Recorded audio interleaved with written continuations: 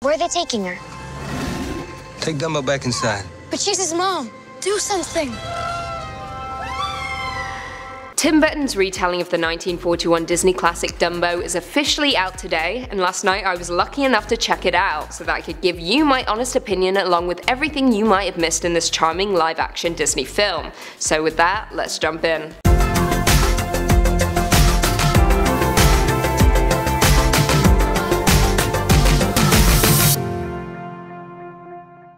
To begin, for those who don't know, Disney's live-action film Dumbo introduced Holt Farrier, former circus star who finds his life turned upside down when he returns from the war, with circus owner Max Medici enlisting Holt to take care of a newborn elephant with oversized ears, Dumbo. However, when Holt's young children discover that Dumbo can fly, word gets out and entrepreneur V.A. Vanderveer swoops in to make the elephant a star in his circus performance at their park, Dreamland. So, what small details did you maybe miss? Well, to begin, unlike the original, this live action contains 0 musical numbers or songs. However, one song on the soundtrack called Baby Mine is actually a cover of the iconic song Dumbo's mother sings to him in the original animation when she is locked up in solitary confinement and Brandish the Mad Elephant. Now, there is also a nod to this in the live action movie with the sign Mad Elephant placed outside of the mother's cage. Another small detail in the film takes place during one of the large circus performances at Dreamland. As we know in the original animated movie, at one point Dumbo accidentally gets drunk on champagne and begins to hallucinate pink dancing elephants. In the live action remake, performers use bubbles during one of the acts in order to create this exact same effect, minus the intoxication. Speaking of the performances, some of the choreography in the movie seems to be paying homage to the famed director Busby Berkeley.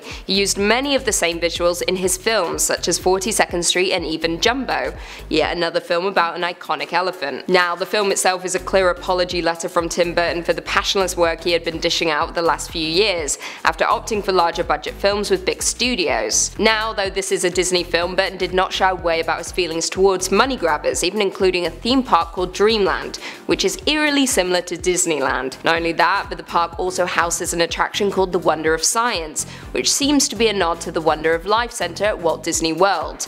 It's almost comical that Burton would go to such lengths to include critiques of Disney when Dumbo was Walt Disney's personal favourite film. I wonder if he would have liked this one. In the film we are introduced to circus ringleader Max Medici, played by Danny DeVito, who takes on a role that I can't help but feel is a reference to his character in Big Fish, another film directed by Tim Burton, where yet again he plays a circus ringleader. However, in that one he's a werewolf. Sadly, in Dumbo we're not blessed with the same storyline. Perhaps Dumbo takes place before he's bitten. Perhaps this will all tie together one day. Probably not, but we can always dream. All in all, this film was aggressively charming, with more than a handful of homages to the original Disney classics. It also felt like Tim Burton's redemption that he was so desperately seeking after an abysmal few years in the film industry. Here's hoping he can stay on the up. Well, there we have it. Are you guys excited for Dumbo? Did you catch any of these small details? Leave us all your thoughts and feelings in the comments down below. If you haven't already, be sure to give this video a big thumbs up, subscribe and turn on notifications so you never miss another Beyond the Screen vid. And until next time, see you later.